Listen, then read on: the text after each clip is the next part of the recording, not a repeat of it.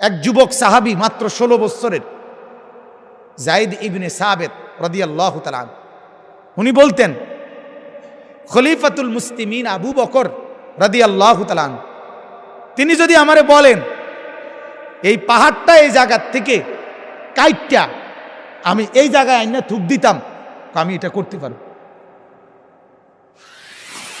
পাহাড়ে মাটি কয় কেজি? 200 কেজি। কিন্তু তার হিম্মতটা কি?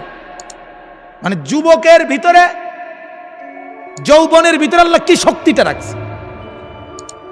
অপরিসীম শক্তি, অপরিসীম শক্তি।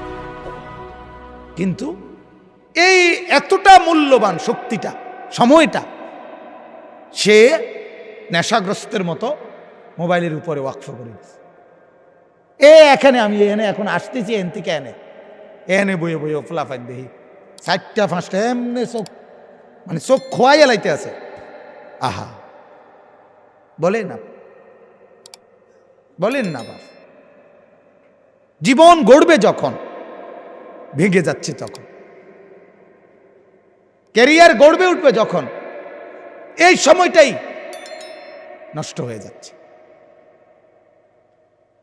এজন্য আজকে আমাদের এই ছেলেপেলেদেরকে এই আগ্রহটা, এই আন্তরিকতাটা বোঝানো দরকার। গাফেল ছেলেটা।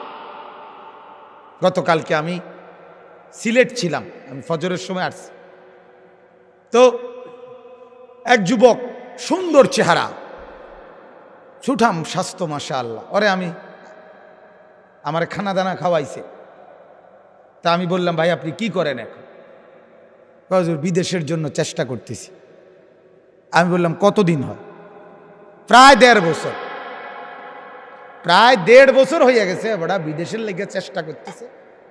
এইটাই ওনার বর্তমান পরিচয়, যে উনি বিদেশের লেগে চেষ্টা করতে আছে।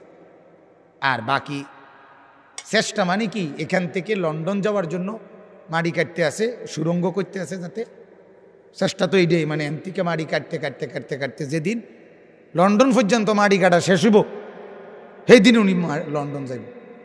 নাহলে এটা চেষ্টা মানে কি? এই কথার উপরে সে 1.5টা বছর তার ফ্যামিলির উপরে বোঝা হইয়া ভাত খাইতে আছে, ঘুম যাইতে আছে, মোবাইল টিপতে আছে। মানুষে জিঙ্গালে কইতে আছে বিদেশের লেগে কি করতেছে। এটা কথা হইল? আপনি বলেন না, এটা কি একটা পরিচয় হলো? একজন শক্ত সামর্থ্য তাগড়া ছেলে এটা কি কইল? আমি পরে অনেকক্ষণ বুঝাই বললাম, আরে বাপ কি কও তুমি, বিদেশ যাইবা যেদিন যাইবা ওই দিনে না। যদি তোমার শোনো যে সিলেট এয়ারপোর্ট থেকে সকালে 11টায় ফ্লাইট, আমার তো ইচ্ছা তুমি মুসলমান সকাল 9টা পর্যন্ত কাম করবা, এরপরে 11টার ফ্লাইট ধরবা। উচিত তো ছিল এটা না? তুমি 1.5 বছর কোনো পরিচয় নাই, এ কেমন জিন্দিগি? এরকম হাজার হাজার লাখ লাখ লক্ষ লক্ষ মুসলমান ছেলে পেলে জিন্দিগির কোনো লক্ষ্য উদ্দেশ্য জানে না। এই জন্য ভাই আমার অনুরোধ, যুব সমাজের উদ্যোগ, এই জন্য বললাম, এই উদ্যোগ মানে পরিবর্তনের উদ্যোগ। যুবক মানেই ইনকিলাব, যৌবন মানেই পরিবর্তন, যৌবন মানেই নতুন জোয়ার, যৌবন মানেই কিছু করা, কিছু করা। এজন্য যুবক ইচ্ছা করলে একটা সমাজের প্রত্যেক ঘরে ঘরে নেশার দ্রব্য চেষ্টা করলে পৌঁছাইতে পারে। যুবকরা আবার চেষ্টা করলে প্রত্যেক ঘরে ঘরে মুসলমানের সন্তানদেরকে নামাজিও বানাইতে পারে। এটা সম্ভব। আল্লাহ তাআলা কোরআনুল কারীমের মধ্যে আসহাবে কাহাফ, ওই গুহার যুবক যারা গুহার মধ্যে ঘুমাইছিল, শুনছেন না আপনারা এই ঘটনা? 309 বছর ঘুমাইছে। ওই যুবকদের ব্যাপারে আল্লাহ বলছে, ইন্নাহুম ফিতিয়াতুন আমানু বিরাব্বিহিম ওয়া জিদনাহুম হুদান। আল্লাহ বলেন তারা ছিল যুবক, তারা আমার উপরে ঈমান আনছে, আমি আল্লাহ তাদের ঈমান বাড়ায় দিছি। তারা আনছে যে দূর, আমি বাড়ায় দিছি তার চাইতে বহু গুণ। ফলে আল্লাহ তাআলা বলেন তাদেরকে ঘুম পাড়াইয়া তোরা ঘুমা, আমি এই জালেম বাদশাকে তার মৃত্যু হবে, তারপরে আরেকজন আসবে, তারপরে আরেকজন আসবে, তিনজন বাদশারা রাজত্বকাল চলে গেছে।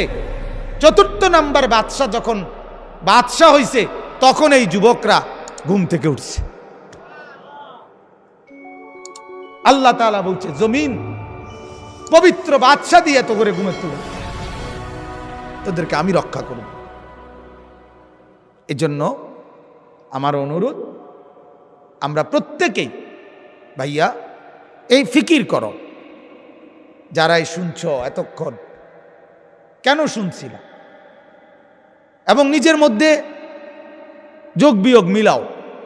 ইসলামের পথে উপকার কি, ইসলামবিহীন ক্ষতিটা কি, আমার জিন্দিগি সুন্দরভাবে এগুচ্ছে কিনা, আমার জীবনের একটা পরিচয় কি, আমি কি পরিচয় দাঁড়াইতেছি, বড় হইতেছি, সমাজে আমার অবস্থান কি হচ্ছে।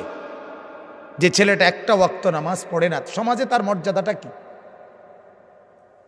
যে ছেলেটা নারীর পিছনে, মেয়ের পিছনে ঘোরে, সমাজে তার অবস্থানটা কি?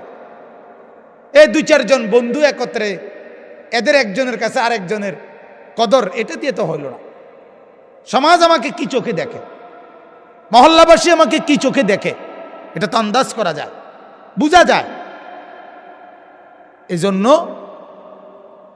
আমরা প্রত্যেকেই আখিরাতের পুঁজি, পরকালের পুঁজি, আখিরাতের কিছু সম্বল যোগানো, এটাই আমাদের মাহফিলগুলোর মাকসাদ।